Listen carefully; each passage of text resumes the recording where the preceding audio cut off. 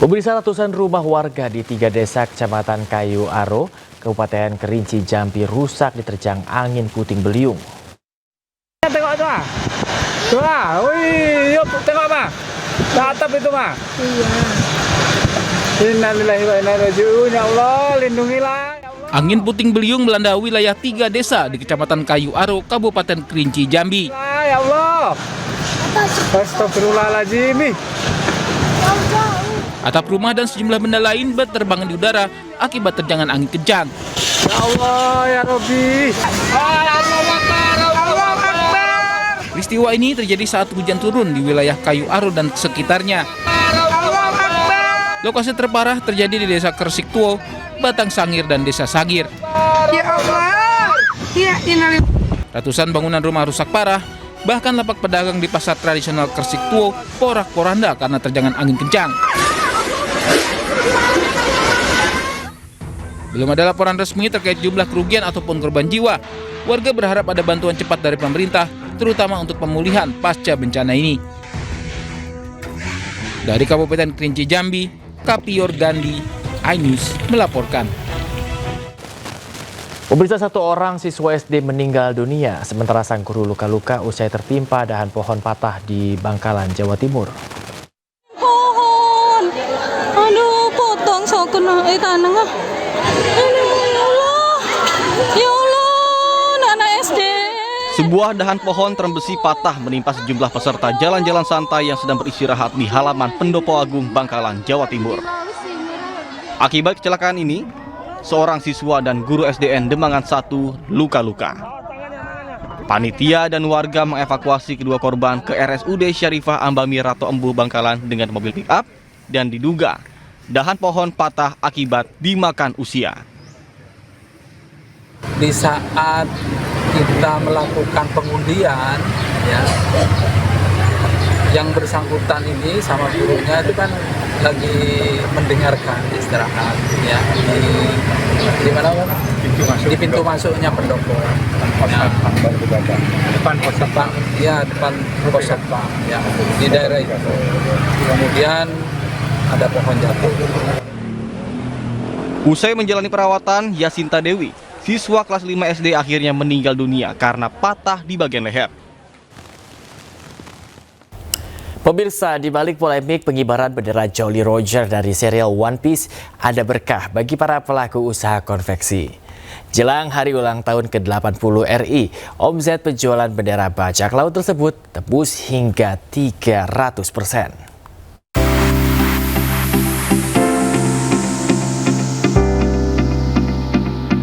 Fenomena pengibaran bendera One Piece jelang HUT Kemerdekaan Republik Indonesia membawa berkah tersendiri bagi para pengusaha konveksi. Salah satunya adalah bagi Dendi Kristanto, seorang pengusaha konveksi asal Dusun Pundung Rejo, Kabupaten Karanganyar, Jawa Tengah. Akhir Juli lalu, ia kebanjiran pesanan bendera Jolly Roger. Tidak tanggung-tanggung, pesanan yang datang padanya berasal dari hampir seluruh wilayah di Indonesia. Bahkan adanya fenomena pengibaran bendera One Piece membuat omset penjualan naik 200 hingga 300%. Kalau permintaan udah dari lama, Mas. Yang kita produksi udah ada permintaan, cuman kalau meledak baru di bulan Juli. Sudah ada ribuan bendera One Piece yang dipesan dengan berbagai ukuran. Banyaknya permintaan pelanggan membuat Dendi menggandeng penjahit dan UMKM lokal untuk mengerjakan pesanan. Dari Karanganyar, Jawa Tengah, Halim Mahfur, iNews melaporkan.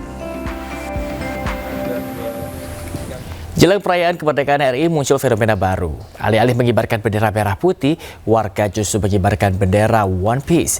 Yayasan Lembaga Bantuan Hukum Indonesia menilai pengibaran bendera One Piece sebagai bentuk kritik bagi pemerintah. Saya luncurkan tema dan logo hari ulang tahun ke-80 Republik Indonesia. Jelang peringatan Hari Kemerdekaan RI ke-80, Presiden Prabowo Subianto meluncurkan logo dan tema baru. Logo dengan angka 8 itu bermakna saling terhubung tanpa terputus. Tak lama, Istana meminta seluruh rakyat Indonesia memasang bendera merah putih. Kibarkan merah putih di rumah, di sekolah, di kantor-kantor, ruang-ruang publik, dimanapun berada. Namun alih-alih bendera merah putih yang terpasang, justru bendera hitam yang berkibar. Bendera bergambar tengkorak bertopi jerami itu diambil dari anime populer berjudul One Piece. Bagi penggemarnya, One Piece memiliki makna yang dalam. Anime Jepang itu berbicara tentang keberanian, kebebasan, bahkan pemberontakan. Fenomena pengibaran bendera One Piece langsung memantik pemerintah dan anggota parlemen. Menko Polhukam Budi Gunawan bahkan mengatakan aksi itu merupakan bentuk provokasi dan mencederai simbol negara. Sementara itu, Supmi Dasko Ahmad, Wakil Ketua DPR RI, bahkan mengatakan pemasangan bendera One Piece dapat memecah belah bangsa. Mana dan itu dia. Memang ada upaya-upaya yang namanya untuk memecah belah persatuan dan kesatuan bangsa. Himbauan saya kepada seluruh anak bangsa, mari kita bersatu. Justru kita harus bersama lawan hal-hal seperti itu. Setali Tiga Uang, anggota Komisi 3 DPR Firman Subagio bahkan meminta pelaku pemasang bendera One Piece harus ditindak tegas. Kepada aparat penegak hukum, hendaknya atribut-atribut yang ada motivasi-motivasi tertentu itu harus ada larangan. Pandangan berbeda disampaikan Wamendagri Bima Arya Sugiarto. Bima menilai pemasangan bendera One Piece merupakan bentuk ekspresi dan kreativitas warga. Sementara itu, Yayasan Lembaga Bantuan Hukum Indonesia atau YLBHI menilai pengibaran bendera One Piece tidak dipandang sebagai ancaman atau pemberontakan, melainkan bentuk kritik bagi pemerintah. Jadi harus dipandang inilah kritik kepada pemerintah, kepada DPR, kepada kekuasaan kehakiman, bahwa mereka tidak lagi menjadi aktor yang mendistribusikan keadilan. Ini adalah bentuk cinta mereka, bentuk semangat rakyat untuk berpartisipasi secara demokrasi. Makanya harus dihargai, bukan dianggap sebagai sebuah pemberontakan atau makar. Fenomena bendera One Piece hampir sama dengan fenomena Garuda Hitam dan Garuda Biru. Lewat cara itu, masyarakat tidak hanya berkreasi, tetapi juga menyampaikan aspirasi dan kritik kepada pemerintah. Tim Liputan iNews melaporkan. Ribuan pengunjuk rasa turun ke jalan melakukan long march saat aksi kemanusiaan mendukung kemerdekaan Palestina di Sydney, Australia.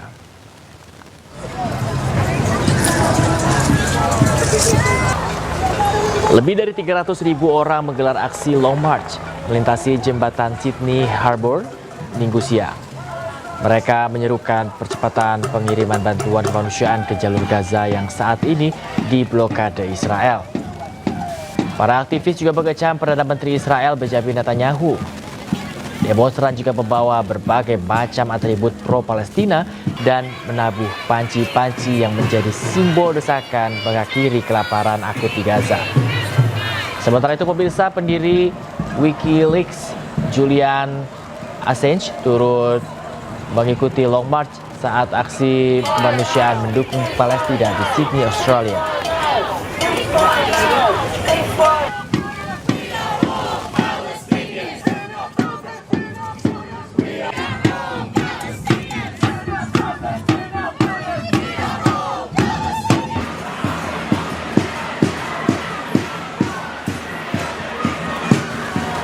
Selain itu, ratusan demonstran di Paris, Prancis menggelar aksi solidaritas terhadap rakyat Gaza.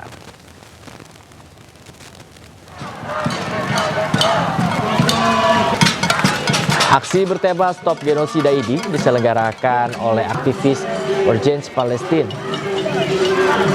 Mereka mengibarkan bendera Palestina sambil memukul panci dan wajan sebagai simbolis atas krisis kemanusiaan yang sedang berlangsung di Gaza.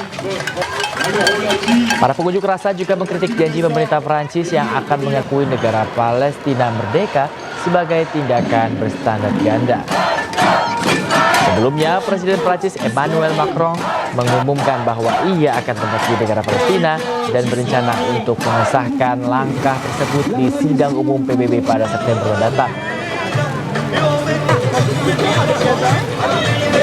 Pemirsa, Inggris, Kanada, dan sejumlah negara lain diperkirakan akan melakukan hal yang serupa.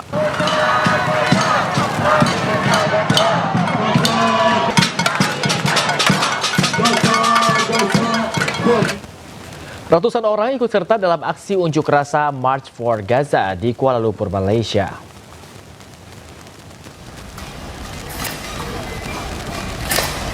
Para aktivis mengecam kelaparan dan krisis kemanusiaan yang sedang berlangsung di Palestina, khususnya Gaza. Rekaman menunjukkan para peserta aksi unjuk rasa berjalan dengan membawa spanduk dan poster sambil memukul-mukul panci untuk menyimbolkan kelaparan di Gaza. Para demonstran juga memperagakan kematian warga sipil serta penangkapan yang dilakukan oleh IDF selama aksi unjuk rasa. Unjuk rasa ini diselenggarakan oleh berbagai kelompok pendukung Palestina yang menuntut Israel segera menghentikan penggunaan kelaparan sebagai senjata perang. Demonstrasi ini terjadi di tengah situasi kemanusiaan di Gaza yang telah mendapat kecaman luas secara internasional.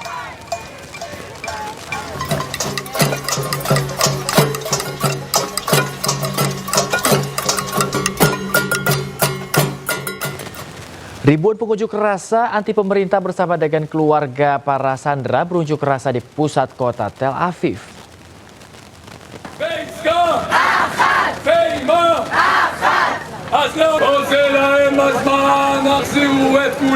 Para demonstran menuntut perjanjian gencatan senjata permanen dan pembebasan para sandera.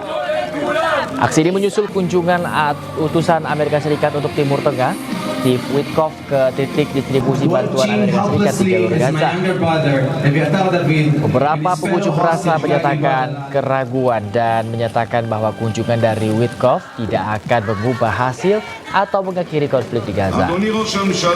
Menurut media Israel, Amerika Serikat memiliki rencana untuk memulangkan semua sandera dan mengklaim bahwa Hamas siap untuk melucuti senjatanya.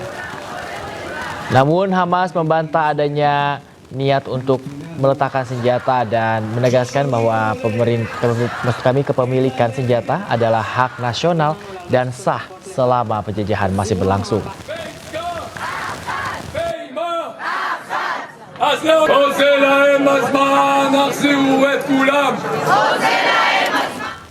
Aksi solidaritas untuk rakyat Gaza kembali digelar di ibu kota, menghadirkan sejumlah tokoh agama, masyarakat, hingga pejabat negara untuk menyatakan sikap penolakan kepada genosida yang terjadi di Palestina.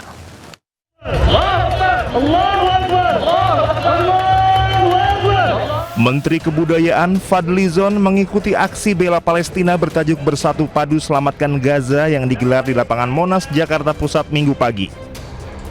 Fadly mengatakan aksi ini mencerminkan sikap masyarakat dan pemerintah Indonesia dalam menentang genosida dan kejahatan kemanusiaan terhadap rakyat Palestina. Fadly menyebut siapapun yang mendukung kekejaman dan kejahatan yang dilakukan Israel terhadap rakyat Palestina tidak memiliki hak moral untuk berbicara tentang demokrasi dan kemanusiaan. Yang memimpin dengan berbagai cara, diplomasi, saya menyaksikan sendiri di beberapa tempat, beliau sangat peduli terhadap Gaza dan terhadap kemerdekaan Palestina. Kita semua harus terus mendukung, membantu dengan cara kita, termasuk bantuan-bantuan kemanusiaan, bantuan yang akan segera dikirim 10.000 ton beras, kemudian bantuan-bantuan yang dari masyarakat Indonesia yang terus mengalir dari waktu ke waktu, dari hari ke hari, ini membuktikan bahwa kita, rakyat Indonesia, mencintai Palestina, bahwa kita mencintai perdamaian, bahwa kita mencintai kemerdekaan, dan kita selalu menentang segala macam bentuk penjajahan seperti amanat konstitusi kita. Fadly menegaskan Indonesia akan terus menyuarakan kemerdekaan bangsa Palestina. Masyarakat dan pemerintah Indonesia akan terus memberikan bantuan dan dukungan kepada rakyat Palestina. Dari Jakarta, Jen Cahyani Sutrisno, iNews melaporkan. Sementara itu, pemirsa, Menteri Luar Negeri Sugiono mengikuti aksi bela Palestina di Monas menyerukan tolak genosida.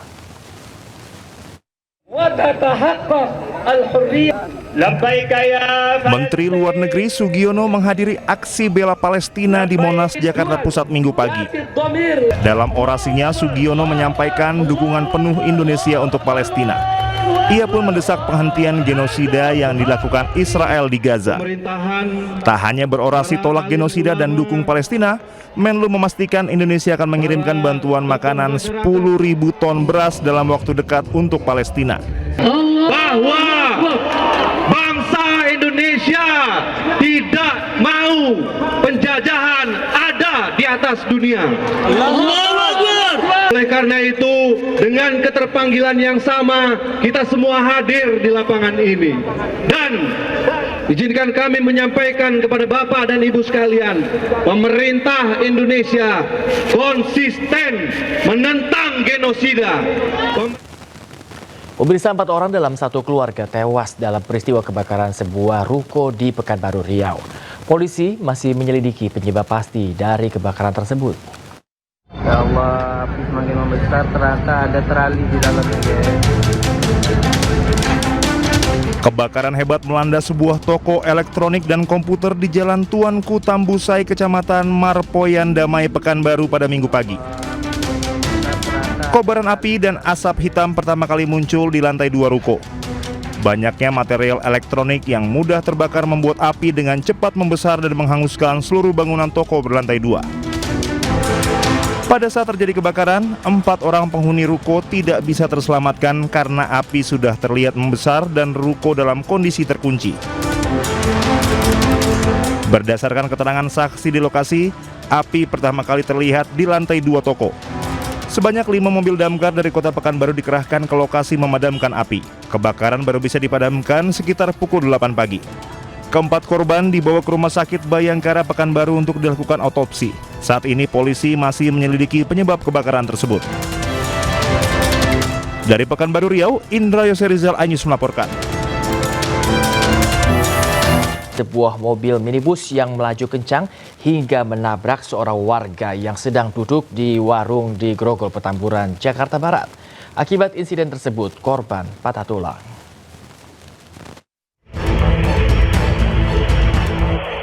Inilah detik-detik sebuah minibus alami kecelakaan di pemukiman warga di Jalan Utama Sakti, Grogol Petamburan, Jakarta Barat.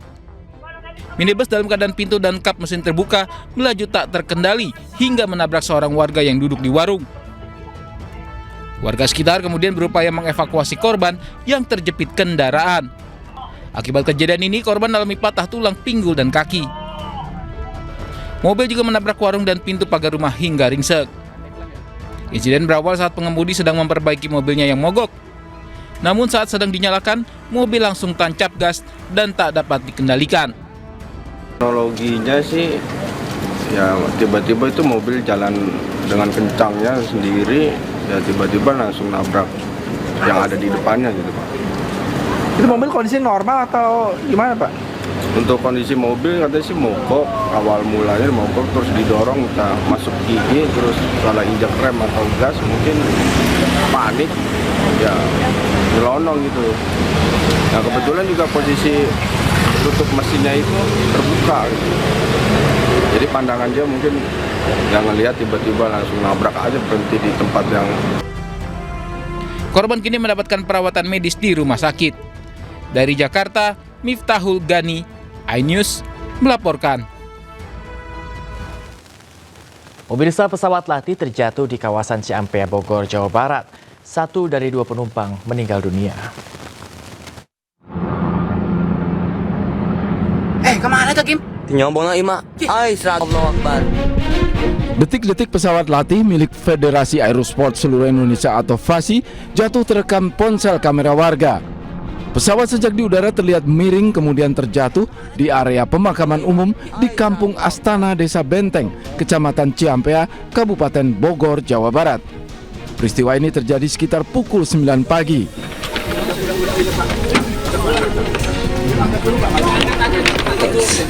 Petugas makam dan warga yang melihat langsung mendekati pesawat dan mengevakuasi penumpang. Diketahui jenis pesawat yang jatuh adalah pesawat latih sipil Microlight Fixed Wing Quicksilver GT 500 dengan register PKS 126. Pesawat ini dibawa oleh Marsma TNI Fajar Adrianto dan Roni sebagai co-pilot. Bola di Brunei. Terus? Emang kondisi kapal udah miring tuh Bang. Udah miring-miring. Udah miring-miring. Posisinya terbangnya juga udah rendah. Terus?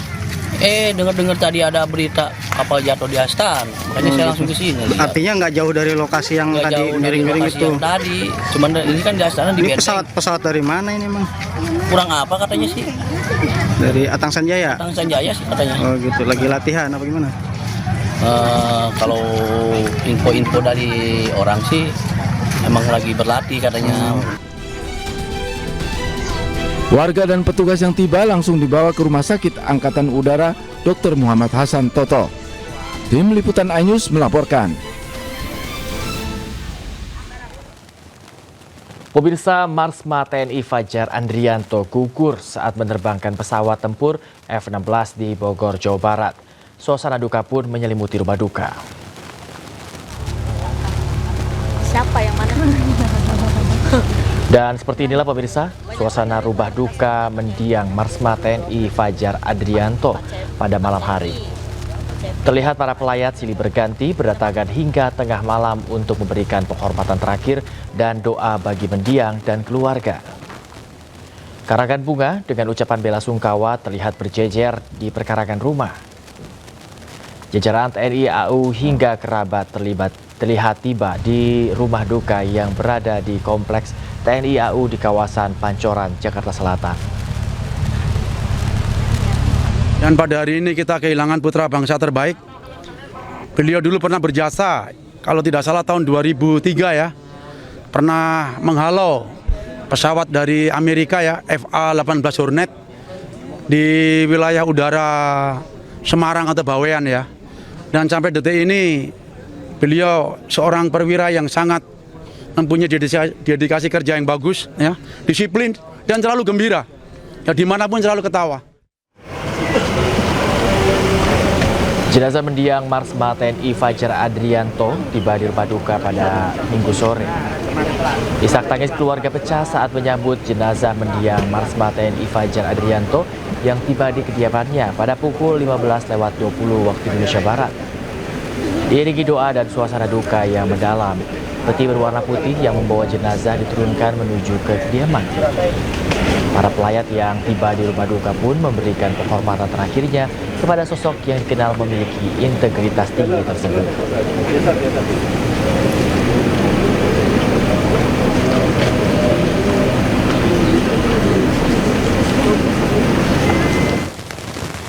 Dan kita akan cari tahu terkait informasi terkini terkait suasana di rumah duka. Dan sudah terhubung bersama kita ada Henry Aprila di rumah duka Marsma Fajar Andrianto di Kompleks TNI AU Pancoran, Jakarta Selatan, pemirsa. Ya, selamat pagi Henry, bagaimana kondisi rumah duka saat ini? Apakah masih ramai oleh pelayat? Ya baik Bayu, rencananya jenazah ataupun ini maksud kami jenazah dari Marsma TNI Fajar Andrianto sendiri rencananya akan dimakamkan, informasi yang kami terima akan dimakamkan di kawasan Probolinggo, Jawa Timur. Dan kemudian informasi lain juga yang kami terima bahwa rencananya akan dibawa melalui Bandara Halim Perdana Kusuma untuk nantinya dibawa ke kawasan Probolinggo untuk dimakamkan di lokasi ataupun di TPU Probolinggo yang merupakan lokasi tempat pemakaman keluarga dan juga ayahanda dari Marsma TNI Fajar Andrianto. Dan untuk saat ini jenazah juga sudah mulai dibawa untuk nantinya dihantarkan menuju ke Bandara Halim Perdana Kusuma. Dan memang rencananya pemakaman sendiri ini akan dilakukan secara militeri dan juga nantinya akan menggunakan pesawat Hercules menempuh perjalanan 1 jam 45 menit. Informasi ini yang kami terima disampaikan langsung oleh Marskal Pratama TNI Inyoman Saud Nyama yang merupakan Kasipen TNI Angkatan Udara yang kemudian nantinya juga akan dilepas melalui Bandara Halim Perdana Kusuma oleh Kepala Staf TNI Angkatan Udara yang juga nanti akan diiringi oleh bersama dengan istri, kemudian juga anak dan juga kerabat bahkan juga keluarga begitu yang akan mengantarkan jenazah menuju ke tempat pemakaman yang ada di kawasan Probolinggo. Memang kalau untuk informasi yang kami terima, pemakaman ini akan dilakukan di Probolinggo dan sebelumnya juga dihantarkan melalui Bandara Halim Perdana Kusuma dan kemudian nanti akan tiba di Bandara Malang dan dilanjutkan melalui perjalanan darat dan langsung akan menuju ke TPU yang berada di kawasan Probolinggo. Yang kemudian memang informasi yang kami terima kembali bahwa ini pemakaman sendiri ataupun pengantaran jenazah sendiri akan ke Bandara Halim Perdana Kusuma setelah dilakukannya sholat subuh terlebih dahulu dan kemudian juga nantinya akan sholat terlebih dahulu dan kemudian langsung dihantarkan ke Halim Perdana Kusuma tepatnya di pukul 6.30 waktu Indonesia Barat. Kami akan terus pantau apakah benar nanti akan dihantarkan tepat pada pukul 6.30 dan kemudian kalau untuk saat ini Bayu memang sudah mulai tiba dari TNI Angkatan Udara yang nantinya akan mengantarkan dari jenazah sendiri dan memang sampai sejauh ini pun ini untuk keamanannya kami pantau di tepatnya memang di lokasi kediaman dari Marsma Fajar Adianto sendiri, ini tepatnya di Komplek Triloka Pancoran Jakarta Selatan cukup ketat dan kemudian juga ini serangkaian bunga juga sudah mulai dipasangkan dari pihak-pihak terkait dan ataupun berbagai pihak yang juga sudah dipasangkan sejak kemarin. Dan jika kita berkaca kembali memang insiden ini ataupun wafatnya dari Marsma Fajar Adianto sendiri ini dikarenakan insiden kecelakaan pesawat latih yang merupakan milik FASI ataupun Federasi Air Sport seluruh Indonesia, Air Sport seluruh Indonesia, dan yang kecelakaan di kawasan Ciampea, Bogor, Jawa Barat. Kita akan terus pantau Bayu bagaimana proses pemakaman ataupun jenazah yang akan dihantarkan melalui Bandara Halim Perdana Kusuma, kemudian nanti akan dihantarkan melalui sampai dengan Bandara Malang dan kemudian sampai dengan nantinya akan melalui jalur darat untuk dimakamkan di TPU yang berada di Probolinggo, Jawa Timur. Bayu. Ya, Henry, kalau kita melihat sejak semalam ini silih berganti para pelayat perdagangan, apakah hal demikian juga akan terjadi pada saat pengantaran jenazah nanti setelah sholat subuh? Dan apakah Anda sudah mendapatkan informasi siapa saja nantinya mungkin dari TNI Angkatan Udara ataupun dari TNI yang nantinya akan hadir ikut mengantarkan mendiang?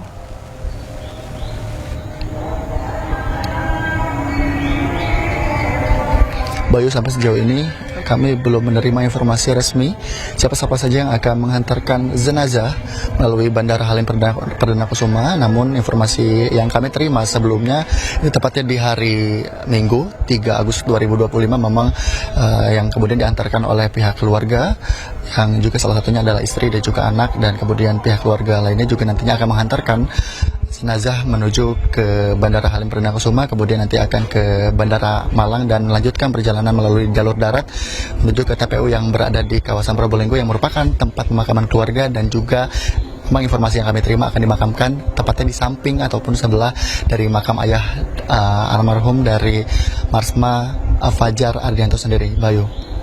Ya, hanya menunggu beberapa menit lagi sampai jadwal nanti mendiang akan diberangkatkan ke Halim Perdana Kusuma. Terima kasih Henry, tetap jaga keselamatan, tetap jaga kesehatan, dan selamat bertugas kembali. Suasana duka menyelimuti rumah korban pesawat latih Marsma Fajar Adianto di Kelurahan Kademangan di Kecamatan Kademangan, Probolinggo, Jawa Timur.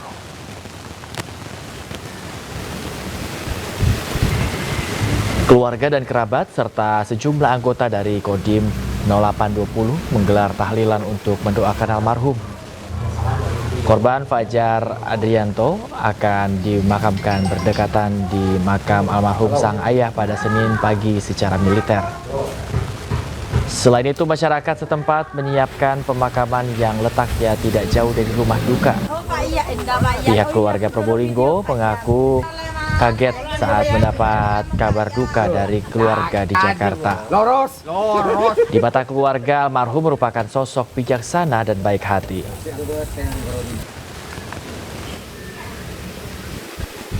Kapan terakhir ketemu dengan almarhum? Terakhir ketemu waktu Mei pertemuan keluarga di sini. Okay. Dia datang. Habis itu enggak pernah tatap muka ya, hanya ya, kemarin aja via telepon. Ya, sering komunikasinya itu. Tapi kalau sedang mau nyetar ke bapaknya masih mampir sih. Informasi lainnya, pemirsa, Uni Emirat Arab bersama sejumlah negara mengirimkan bantuan udara ke-60 ke Gaza, Palestina. Bantuan kemanusiaan ini diharapkan dapat mengatasi kelaparan yang terjadi di Gaza.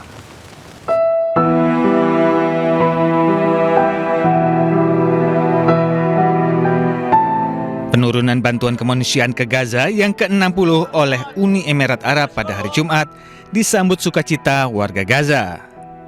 Warga Gaza berbondong-bondong mengumpulkan bantuan makanan yang dikirimkan melalui bantuan udara ini. Aksi kemanusiaan ini merupakan bagian dari inisiatif Bird of Goodness dengan partisipasi dari Yordania, Prancis, Jerman, Italia, dan Spanyol. Total bantuan kemanusiaan yang dikirimkan melalui airdrop ke Gaza kini melebihi 3.807 ton metrik. احنا بنشكر في البدايه بنشكر دوله الامارات العزيزه انها قدمت لنا المساعدات وبنطالب بالمزيد كمان.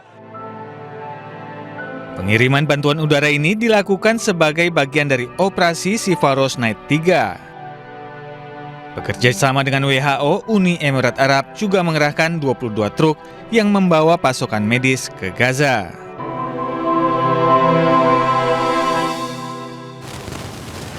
Kini kita akan melanjutkan ke informasi berikutnya di News Pagi. Ratusan truk ekspedisi tujuan Bali, Nusa Tenggara Barat terjebak macet di Jalan Raya Situbondo, Bajuwagi, Jawa Timur. Antrian mengular hingga 20 km. Peristiwa ini terjadi akibat ketersediaan kapal tidak sebanding dengan jumlah volume kendaraan yang hendak menyeberang ke Pelabuhan Gilimanuk, Jembranan, Bali.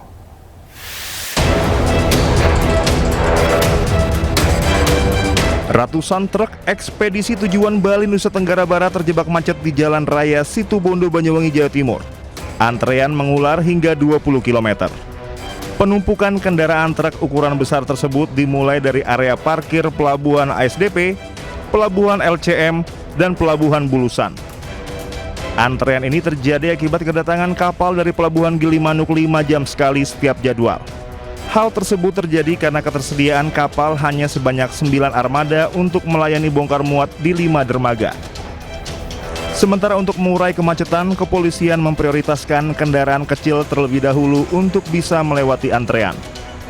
Apa yang terjadi di SDP ini, imbasnya atau dampak kemacetan panjangnya itu bisa diurai, khususnya terhadap kendaraan-kendaraan yang kecil, yang TS, yang kendaraan penumpang, bus, itu diprioritaskan, termasuk kendaraan BBM dan gas itu juga diprioritaskan.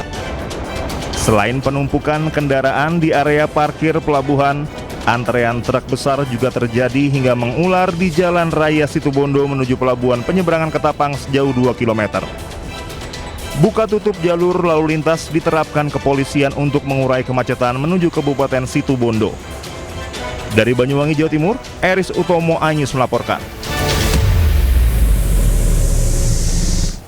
Pemirsa, di tengahnya melonjaknya harga bahan pangan, ribuan warga rela antre demi mendapatkan paket sayuran di Cilacap, Jawa Tengah. Tidak hanya sayuran, aneka bumbu dapur dan juga buah-buahan juga diberikan gratis untuk warga. Memberikan paket sayur dan lauk untuk memenuhi Alun-alun Kabupaten Cilacap, Jawa Tengah dipenuhi ribuan warga yang antri pembagian paket sayuran dan lauk pauk gratis. Warga rela antri berjam-jam sejak pagi demi mendapatkan paket sayuran dan lauk pauk. Bahkan sejumlah anak-anak dibawa serta orang tuanya untuk mengantri di antara ribuan warga. Agar aman dan tertib, ratusan relawan pun dikerahkan dalam proses pembagian melalui 5.572 paket kupon yang terdiri dari beragam jenis sayuran, bumbu dapur, lauk pauk hingga buah-buahan. dari tadi jam 6. Oh, berapa jam berarti? Sudah ada 4 jam ya? Iya, biar takut nggak umat. Oh, takut nggak kebagian? Nggak kebagian, dapat jam 6. Dapat apa aja sih, Bu? Ini dapat itu papaya. Terus ini bumbu. Sayur lah ya, Bu? Sayur, ya sayur bayam. Nah, Bu, ini gimana, Bu? Dengan adanya bantuan ini kan membantu nggak, Bu, buat Ibu?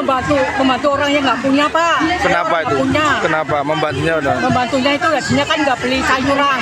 Kita setiap hari makan sayur ya, dan itu kan salah satu syarat cara untuk kita bisa mencegah stunting, untuk bisa menjaga gizi kita. Salah satunya kan kita dari serat, dari protein. Makanya di sedekah sayur ini, sedekah sayur dan lauk, kita fokuskan di protein dan sayurnya untuk kehidupan sehari-hari kita. Aksi sosial berbagi sayuran dan lauk pauk gratis ini digelar oleh sebuah yayasan peduli kemanusiaan yang prihatin dengan semakin mahalnya harga pangan saat ini. Pembagian sayuran dan lauk pauk gratis ini juga sebagai upaya membantu program pemerintah untuk mendorong masyarakat agar gemar makan sayur. Dari Cilacap, Jawa Tengah, Heru Susanto, iNews melaporkan.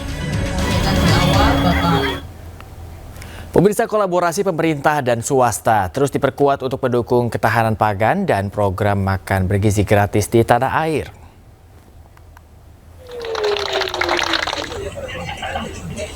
Pemerintah dan sektor swasta kembali menunjukkan kolaborasi strategis di sektor peternakan dan pangan.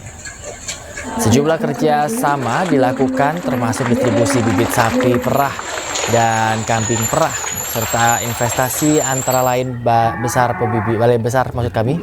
Pembibitan Ternak Batu Raden dan PT Suri Nusantara Jaya. Langkah ini mendukung program makan bergizi gratis bagi 80 juta penerima manfaat. Kadin Jakarta menyambut positif sinergi lintas sektor yang diharapkan mampu memenuhi kebutuhan gizi masyarakat sekaligus mendorong pertumbuhan ekonomi peternakan.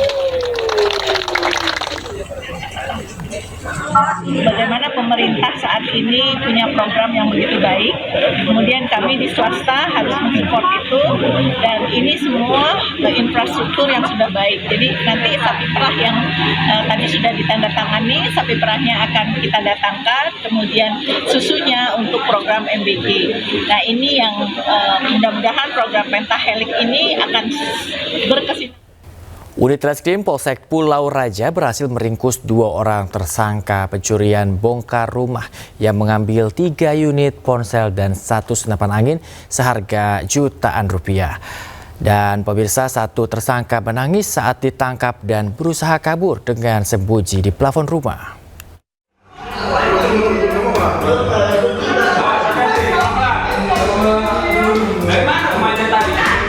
Seorang pelaku pencurian ini menangis dari atas plafon rumah saat unit Reskrim Polsek Pulau Raja berusaha menangkap pelaku dari rumahnya di Desa Padang Mahondang, Asahan, Sumatera Utara. Pelaku tak mau turun dan terus menangis agar dirinya tidak ditangkap. Hampir 10 menit, akhirnya pelaku berhasil ditangkap dan diamankan petugas. 1 rekan tersangka juga berhasil diamankan petugas. Pelaku juga sempat bersembunyi di dalam lemari. Kedua pelaku ditangkap atas kasus pencurian dengan bongkar rumah pada bulan Juli lalu. Dari lokasi, pelaku berhasil mengambil 3 unit handphone dan 1 senapan angin senilai jutaan rupiah. Polisi masih memburu tersangka lainnya yang masih belum tertangkap. Sedangkan 2 tersangka terpaksa mendekam di sel tahanan Polsek Pulau Raja, Sumatera Utara. Dari Asahan, Sumatera Utara, Ulil Amri Anyus melaporkan. Pemirsa, seorang mama terekam CCTV mengambil 2 buah dompet di toko penjualan perlengkapan kucing di Kota Tanjung Balai, Sumatera Utara.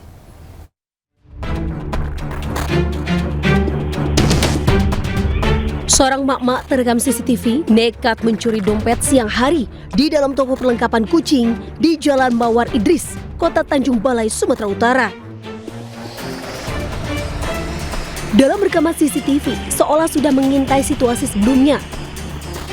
Mak-mak tersebut dengan santai masuk ke dalam toko lalu mengambil tas di lemari barang. Lalu dengan cepat pelaku mengambil 2 buah dompet dalam tas dan melarikan diri.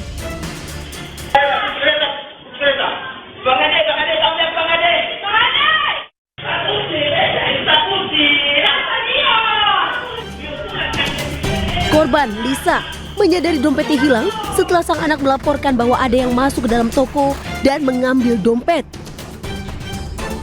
Korban pun berteriak histeris, panik minta bantuan pada suami untuk mengejarnya, namun pelaku berhasil kabur. Akibat insiden tersebut, korban alami kerugian 5 juta rupiah. Korban telah menyebarkan video CCTV kejadian agar viral di media sosial dan pelaku bisa segera tertangkap.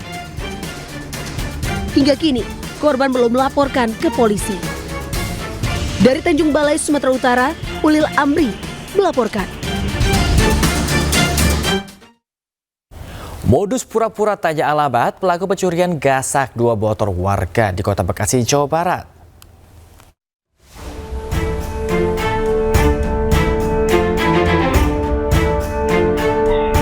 Dari rekaman kamera CCTV yang terpasang di sebuah rumah kos di Kayu Ringin Jaya, Kota Bekasi, terlihat 2 orang pelaku melakukan aksi pencurian sepeda motor yang terparkir di halaman rumah kos. Sebelum masuk ke dalam rumah kos, pelaku berpura-pura menanyakan alamat rumah. Setelah para penghuni rumah kos lengah dan hanya hitungan detik, pelaku langsung melakukan aksinya dengan menggasak sepeda motor milik penghuni kos. Usai melakukan aksi, para pelaku langsung kabur dengan membawa sepeda motor Matic hasil curian. Sementara itu, di tempat terpisah lainnya, dua pelaku yang diduga merupakan pelaku yang sama terlihat bolak-balik di Jalan Mawar 6, Kalibaru, Medan Satria, Kota Bekasi. Kedua pengendara sepeda motor jenis Matic berwarna merah ini tampak begitu rapat dengan menggunakan helm dan menutup wajahnya dengan masker. Bahkan salah seorang dari pelaku sempat menanyakan alamat kepada warga sekitar dan sempat ditegur. Dalam hitungan detik, motor yang terparkir di depan sekolahan PAUD langsung digasak pelaku dan kedua pelaku kabur. Wilayah Bekasi Selatan dan Medan Satria merupakan dua wilayah di Kota Bekasi yang cukup rawan aksi pencurian sepeda motor. Dengan maraknya aksi pencurian sepeda motor ini, warga diimbau agar selalu tetap waspada dan berharap para pelaku dapat segera ditangkap. Kasus pencurian sepeda motor kini dalam penanganan Polres Metro Bekasi Kota. Dari Bekasi, Jawa Barat, Rahmat Hidayat, iNews melaporkan. Pemirsa, kericuhan terjadi dalam pesawat Lion Air rute Jakarta-Medan. Sesaat hendak lepas landas, seorang penumpang tiba-tiba teriak, "Ada bom!" Yang merasa petugas turun! Mau polisi, mau tentara, mau apa itu turun! Ada bom! Tidak nyaman turun! Ini punya kita, soalnya pesawatnya, biar tahu kalian. Sebuah video viral di sosial media saat seorang penumpang mengamuk dan berteriak membawa bom. Panggil tentaramu semua. Ya? Saya mau kencing. Diduga penumpang ini mengamuk karena delay penerbangan Lion Air dari Jakarta ke Medan. Pesawat Lion Air ini sedang melayani rute penerbangan Jakarta-Medan pada Sabtu 2 Agustus 2025. Kejadian ini pun membuat penumpang panik. Terdengar jelas penumpang tersebut mengeluarkan kata-kata kasar, bahkan diduga menantang pihak maskapai. Ulah penumpang tersebut kontan memicu kepanikan di dalam pesawat. Banyak penumpang berteriak dan mendesak agar pelaku segera diamankan. Awak pesawat pun berusaha menenangkan penumpang dan mengimbau agar tetap tenang. Petugas akhirnya mengamankan pelaku dan menurunkan seluruh penumpang untuk dilakukan pemeriksaan ulang. Hingga kini belum ada konfirmasi dari pihak maskapai maupun kepolisian terkait kejadian tersebut.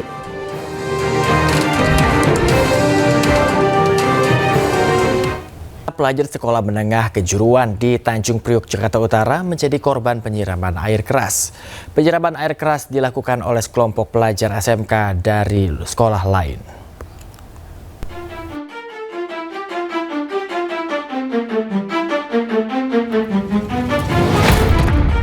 Dalam rekaman CCTV, korban disiram dengan air keras oleh sekelompok pelajar di Jalan Sungai Bambu, Tanjung Priok, Jakarta Utara.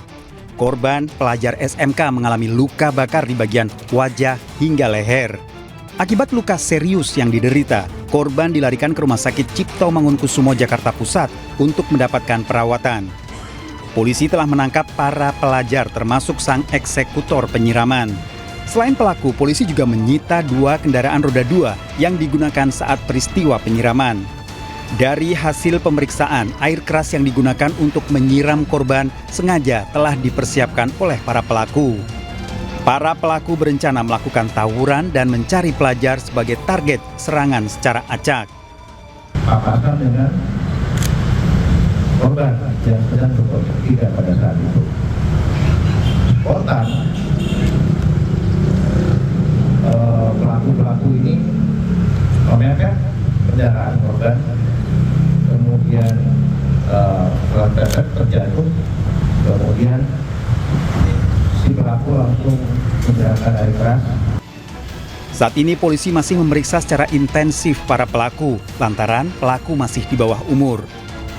Pemeriksaan mendapatkan pendampingan dari unit PPA Polres Jakarta Utara dan sementara untuk penahanan dilakukan di Bapas. Dari Jakarta, Sofyan Firdaus, iNews melaporkan. Polisi berhasil menangkap pelaku pembunuhan terhadap siswi SMA yang menjadi anggota Paskibraka. Pelaku merupakan tetangga korban.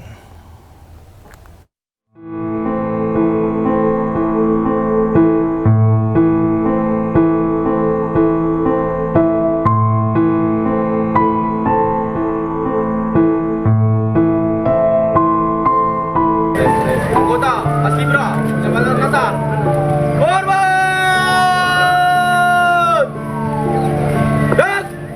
Suasana haru mengiringi kepergian Diva Febriani, pelajar SMA yang tewas dibunuh oleh tetangganya sendiri. Gadis berusia 15 tahun ini dimakamkan di TPU Desa Sikarakara 4, Mandeling, Natal, Sumatera Utara. Teman-teman korban dari SMA Negeri 1 Natal turut mengantar Diva ke pemakaman. Diva Febriani tewas mengenaskan dibunuh oleh seorang pria. Usai membunuh, pelaku mengubur jasad korban di dalam lubang bekas galian di area perkebunan sawit. Sementara itu, polisi telah menangkap pelaku pembunuh Diva. Warga yang geram berusaha menghakimi pelaku namun dihalangi polisi. Pelaku diduga ingin menguasai ponsel dan sepeda motor milik korban. Namun pelaku juga diduga memperkosa korban. Saat ini pelaku masih dalam pemeriksaan oleh polisi untuk mengungkap motif pembunuh korban. Saat sekarang ini tersangka sedang dalam proses pemeriksaan untuk mendalami motif pelaku melakukan perbuatan tersebut. Korban Diva sebelumnya dilaporkan hilang selama 2 hari oleh keluarganya usai mengikuti latihan anggota Paskibraka untuk persiapan peringatan HUT RI. Setelah dilakukan pencarian, jasad korban akhirnya ditemukan oleh pegawai kebun terkubur di dalam sebuah lubang. Keluarga korban berharap agar pelaku yang telah diamankan polisi dapat dihukum seberat-beratnya. Dari Mandeling, Natal, Sumatera Utara, Ahmad Hussein Lubis, iNews melaporkan.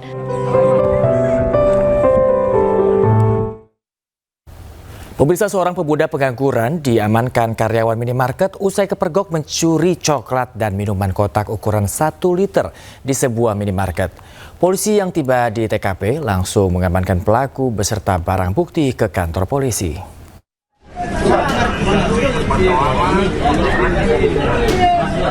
Aksi pencurian terjadi di sebuah minimarket di Jalan Panaikang, Kota Makassar, Minggu pagi. Seorang pemuda masuk ke minimarket dan mencuri beberapa item barang. Karyawan minimarket memergoki pemuda tersebut saat sedang mengambil barang dan hendak meninggalkan minimarket tanpa membayar. Bersama warga, pelaku akhirnya berhasil diamankan. Karyawan minimarket pun menghubungi polisi sambil mengamankan pelaku di dalam minimarket untuk menghindari aksi main hakim dari warga yang berada di luar. Berhasil mengamankan seorang terduga pencurian di minimarket beserta barang bukti 1 coklat dan 1 liter minuman yang diselipkan di salah satu belakang bajunya. Bersama barang bukti, pelaku telah diamankan di kantor polisi untuk proses lebih lanjut. Dari Makassar, Sulawesi Selatan, Muhammad Nurboni, iNews melaporkan. Dan pemirsa, untuk mengetahui informasi terkini, kita sudah terhubung dengan rekan Henry Aprila di rumah duka Marsma Fajar Arianto di Komplek TNI AU Pancoran, Jakarta Selatan. Baik, selamat pagi Henry. Apakah jenazah Marsma Fajar Arianto saat ini masih di rumah duka dan kapan jenazah almarhum akan dimakamkan?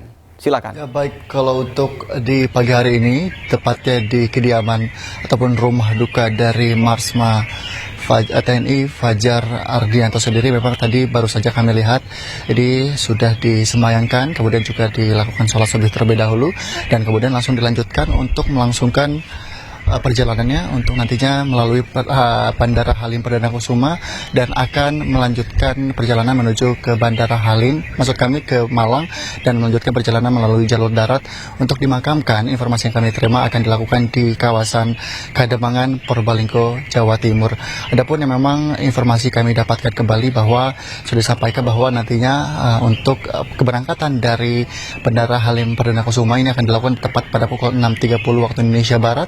Dan kemudian informasi lainnya kami terima kembali bahwa ini akan menggunakan pesawat Hercules menempuh perjalanan selama 1 jam 45 menit.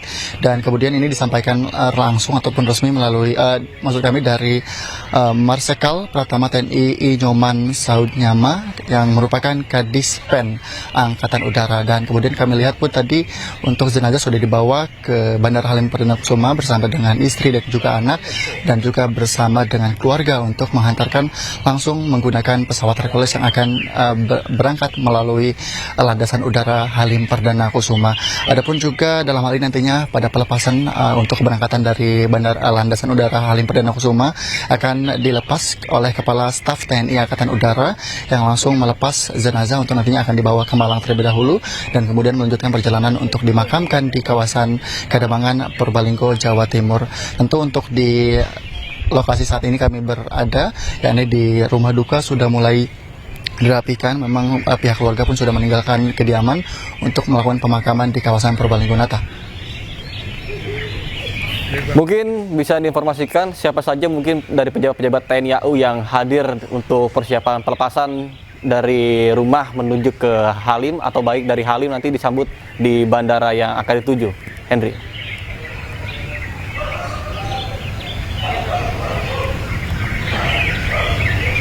Ya, Nata, untuk terkait dengan siapa-siapa saja yang akan menghantarkan dari kediaman ataupun rumah duka untuk menuju ke bandara ataupun landasan udara Halim Perdana Kusuma. Ini kalau untuk informasi di kediaman ataupun rumah duka sendiri kami belum mendapatkan informasi resmi, dan kemudian memang nantinya untuk di lokasi ini kami juga akan menunggu informasinya siapa-siapa saja yang sudah hadir maupun yang akan menghantarkan, yang juga tadi kami sempat sampaikan bahwa untuk pelepasannya akan dilakukan pelepasan oleh Kepala Staf TNI Angkatan Udara yang langsung melakukan pelepasan di landasan udara Halim Perdana Kusuma. Nata. Baik, Henry, mungkin terkait dengan pelepasan yang akan berlangsung pada nanti sekitar pukul yang tadi Anda sebutkan, apakah kira-kira akan ada prosesi atau upacara secara militer terlebih dahulu ketika nantinya tiba di bandara yang dituju?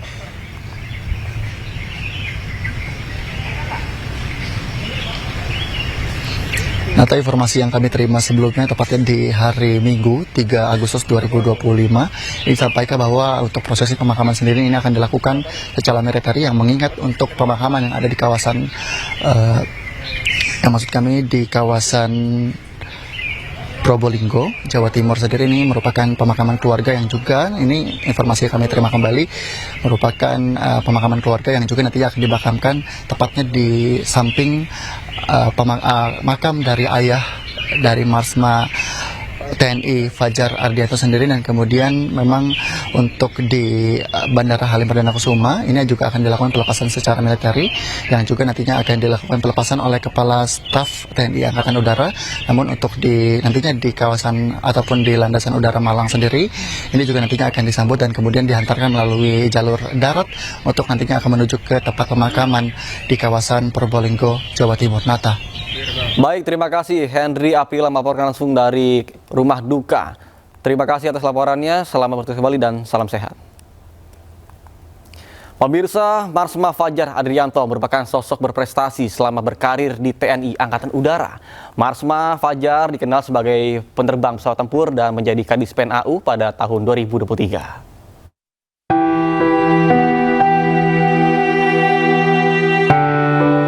Marsma TNI Fajar Andrianto yang gugur dalam kecelakaan pesawat latih di Ciampea, Bogor merupakan lulusan Akademi Angkatan Udara tahun 1992.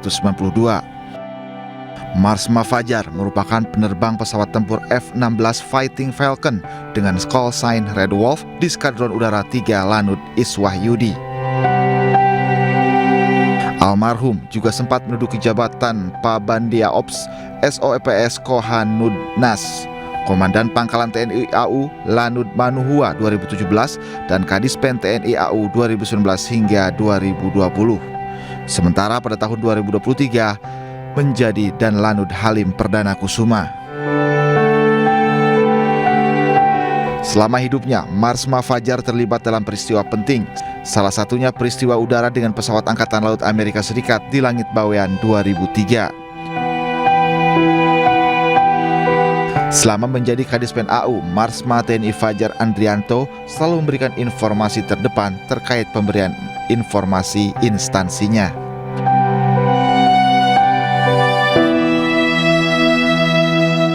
Pemirsa, Uni Emirat Arab bersama dengan sejumlah negara lain yang mengirimkan bantuan udara ke-60 ke Gaza, Palestina. Bantuan kemanusiaan ini diharapkan dapat mengatasi kelaparan yang terjadi di Gaza.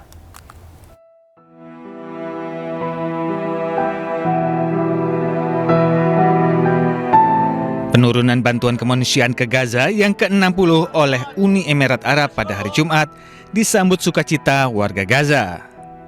Warga Gaza berbondong-bondong mengumpulkan bantuan makanan yang dikirimkan melalui bantuan udara ini. Aksi kemanusiaan ini merupakan bagian dari inisiatif Bird of Goodness dengan partisipasi dari Yordania, Prancis, Jerman, Italia, dan Spanyol.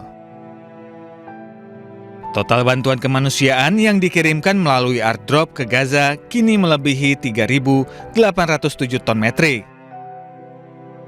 احنا بنشكر في البدايه بنشكر دوله الامارات العزيزه انها قدمت لنا المساعدات وبنطالب بالمزيد كمان. Pengiriman bantuan udara ini dilakukan sebagai bagian dari operasi Sifaros Night 3. Bekerja sama dengan WHO, Uni Emirat Arab juga mengerahkan 22 truk yang membawa pasokan medis ke Gaza.